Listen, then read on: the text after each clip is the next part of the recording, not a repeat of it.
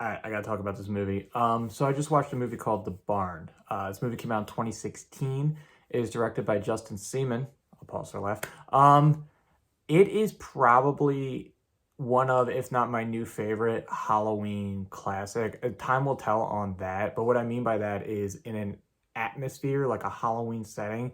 Not many movies actually do that great to me. They do it fine enough, but like as far as a movie that takes place on Halloween, the big two are always your preference on Halloween and Trick or Treat. This movie does it so well and so fantastically. I have to talk about it. I'm going to link the trailer, the Blu-ray copy, and the Tubi link in this description of this video. So if you haven't watched it yet, I'm going to spoil some of it. I'm going to go into a little bit of the plot, and then I'm just going to talk about how much I love this movie. But I highly, highly, highly recommend you watch this movie before you watch any more of this. That being said, the reason I'm going to link the Blu-ray, even though it's on Tubi for free, is this is the Blu-ray copy I got, and it is signed by everyone. It wasn't even that expensive. I believe it was $30 for it, and one of the signatures on there is actually Artie Lehman. He is the first Jason, the one that jumps out of the water in part one. So to have a signature from him makes me real happy because I'm a huge fan of Friday the 13th, but him in the movie as well, he plays a character called Dr. Rock, which is effectively Dr. Roxo with a little less cocaine, maybe a little less cocaine, I couldn't really tell. But him being in the movie was awesome, and then on top of that, having his signature in my personal collection for a very great movie is even icing on the cake. So I'm just going to talk about it. Again, it's on Tubi for free. You lose nothing. You don't even have to make an account for Tubi to watch movies, just for the record. But the basic plot of the movie is it starts off in 1960, and there's a meeting. The town is having a meeting at the church, and the preacher's basically going over the rules of Halloween and all this stuff. Basically says the long and short of it is you guys can go trick-or-treating, you can do all that, but the only rule is only go to the houses with a jack-o'-lantern in front of it, avoid the barn. So, of course, two kids don't, because children. But the one little girl makes an argument like, oh, well, there's a jack-o'-lantern in front of it, so the preacher said it was okay, so we can do this. So they go and knock on the door and say trick-or-treat, which is effectively the plot. The curse of the movie is if you do that on this barn, it will summon demons. They summon demons. And they killed this little girl. Like, I didn't actually think they would show it because that many movies do show the little kid dying. Like, Jaws kind of does. From Dusk Till Dawn is another good example. But they just straight show a pickaxe going through this little girl's head. And I was like, oh my God. All right. So this is just, we're going for it, I guess. So then it goes to one of the best title cards I've ever seen. It is just a straight up 80s title card in the best possible way. And then goes to modern times where you meet Josh and Sam. Josh and Sam are effectively running their open house, or their Halloween open house type thing. And then there's scaring these kids, telling the legends of the three characters, Hollow Jack, the Candy Corn Scarecrow, and the Boogeyman. Those are the three demons of the film and the legend. And what happens then is that town's preacher comes in and pretty much tells them, oh, you can't do this, blah, blah, blah, X, Y, and Z. I'm going to shut you down. They're like, all right, whatever. And they scare her. And then she calls her dad, or his dad. They get in trouble, and then they have to basically make up for this. So the dad grounds them on Halloween and tells them they have to go do this community service for them, which is them going and collecting goods. She didn't specify what, so we'll leave it at that for now. Then they go to the skating ring and they find out one of their favorite bands is having a concert called Demon. The band's name is called Demon Inferno. They're playing at 11:59 on Halloween, which is weird. That's an oddly specific mention because it never comes up. And the way they find that out is they're watching the Dr. Rock show, the Artie Lehman show, and they make this plan to go to the concert. So they get their friends together. Russ is at the skating ring. Nick and Chrissy Chris has the van. Nikki's his girlfriend, and then they invite Michelle. So those are the main characters, effectively. They travel to this concert, but take a detour in Deathville, and they stay they're having a good time. They're chilling outside of the barn, and what happens is they dare the kid Sam to go knock on the door and do the trick or treat thing. So he does with all of them, and they effectively immediately summon demons, which is awesome because there's like no wait. And I kind of hate in movies where it's like you as the viewer know what's going to happen, but it takes like 15-20 minutes for something to actually really happen with these demons. No, it just goes for it from the door. And what happens is they all go and do their own thing. They all kind of scatter. So Michelle, Josh, and Sam effectively go trick-or-treating to get the goods. Nikki and Chris go to hook up in the woods because they're teenagers. It's a horror movie. And then Russ stays behind because he's just generally curious. He wants to know what's going on in his barn, so he starts looking around. Boogeyman kills him almost immediately. Fast forward to Nikki and Chris a little bit. They hook up. Chris thinks someone's watching him, so he goes and chases them down. Nikki gets killed there, and then Chris sees what's happening and runs to the town where everyone's trick-or-treating. Once he's there, he's trying to find his friends. Like, they see him, but the demons follow and steal Sam's candy, which is funny because it leads them to go to the Halloween Hootenanny, which is the best Halloween party I've ever seen. It was a straight up, like, farming metal concert. Like, I don't even know how to describe this other than the best aesthetic I've ever seen for a thing like this. So I'm like, I want to go to that. I want to be there until a few minutes later. But they go there to effectively get more treats. While they're there, they run to George, the little kid from the beginning. He's giving them the rundown of the legend while these demons are just ransacking the town, like killing people left and right. And what you find out is they're getting their treats. They're harvesting these people. They're basically sacrificing these people to the devil. And while this is happening and he's explaining it all, Sam and Josh have a disagreement about what the next plan is because they want to Sam wants to stop the demons. Josh wants to go to the concert. He's like, fuck it, I don't care, I'm out. In the process of doing this, they have a disagreement. Josh says like, hey, Michelle, you're only here because of me. So Michelle runs away. They're dividing the cast effectively. And they get locked into the Halloween Hoedown or Hootenanny. And the demons come in and just wreck house. It is awesome. It's just a montage. It's like not as good as that scene from Kingsman, but it's like the horror movie equivalent where no one stands a chance against these people. In the aftermath of that, the main character George gets killed, but steals the barn key, the basement key, and gives it to Sam and Josh. So Sam and Josh are like, or Josh finally comes around. It's like, all right, this is real. We gotta save our friends.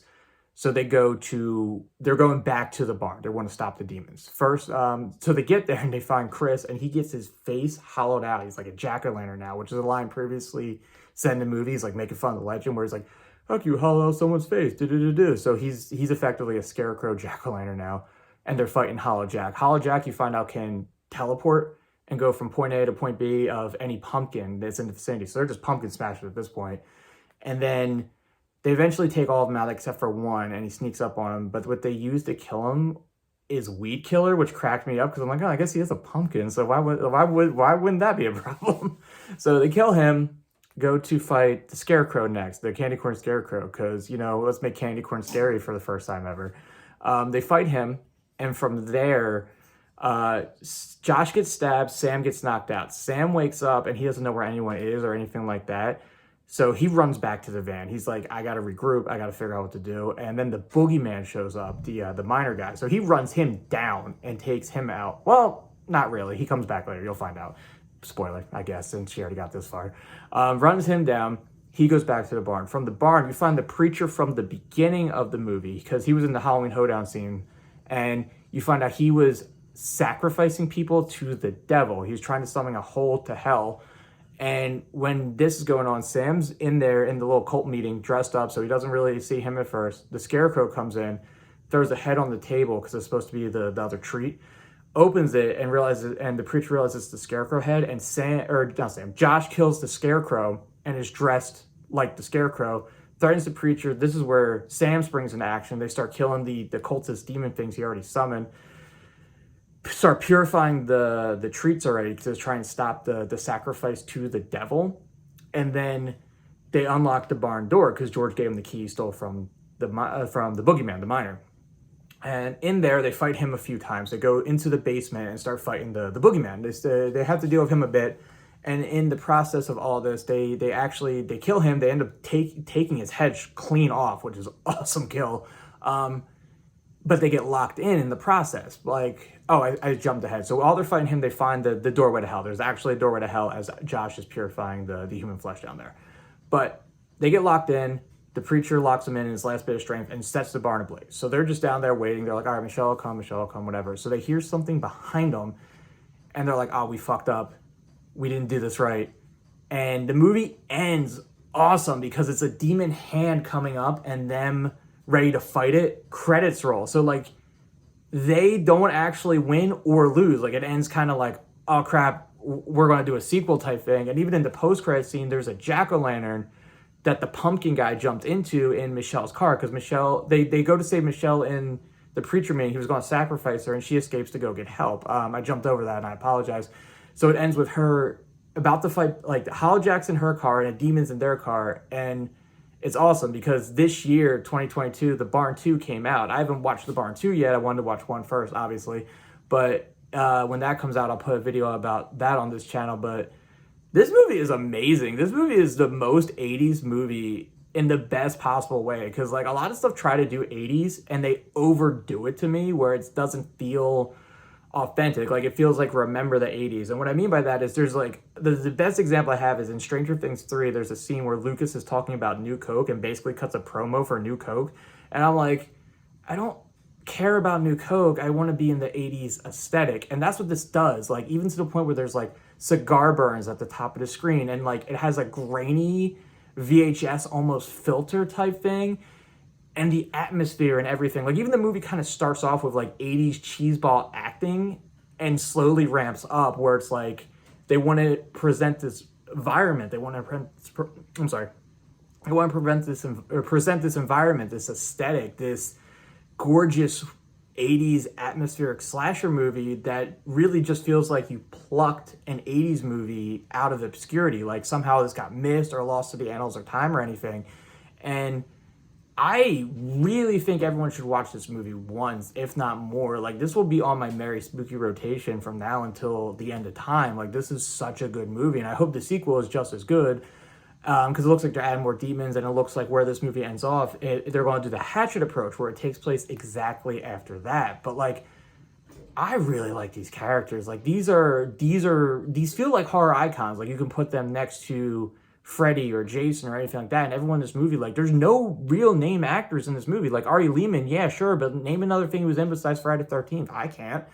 And even Dr. Rock, like, I would like a spin-off anthology with him in it, like him doing like little segments on like almost like a creep show style format. Like, it's really good. And just everything they do right needs to be appreciated, because even the effects, they're all practical. All the kills, they just go. And for such a minuscule budget, because this was an Indiegogo film, so this was really just like a guy had a dream, went out, made a horror movie, and here's the horror movie. Like, I love anyone who can do that, so it's always got a special place for me to watch the guy live their dream like that. But with this, especially during this time of year, it's something special. It really got me, and I just can't speak its praises enough to recommend this movie. So please, like this movie. Tell your friends, tell your enemies, tell them to watch this, because especially this time of year, this is a slasher movie that does not miss. 10 out of 10. I don't really give ratings, but this 10 out of 10 for atmosphere alone. Even the plot actually has stuff going on, the characters you care about. Like, I really think more stuff like this needs to happen, like, so we can get more good horror stuff. Because this is the same thing that happened with Terrifier, and look how well that got received, where it was just a dude kind of living his dream. I don't think Terrifier was Indiegogo, but it was still just a modern day slasher. Like, you don't need to reinvent the wheel. Not everything needs to be requels and sequels and remakes and redos. Just give people a chance and watch how good it just blows up. Because even this got an NES game. Well, not a real one, but like a ROM. It's got posters. It's got little cute action figures and stuff all on the website. Really, really cannot stop gushing over how much I generally enjoyed this film. So again, guys, like always, like, share, comment. Tell me what you think, please, because I'm going to link it. So I really hope you watch the movie before you watch me talk and rant and spoil all the good stuff about this movie. So again, like, share, comment, subscribe, tell your friends, tell your enemies, hit that bell icon, whatever the YouTube cliche is. And above all else, please, please, please, just watch The Barn. Fantastic movie for this time of year. But have a good one.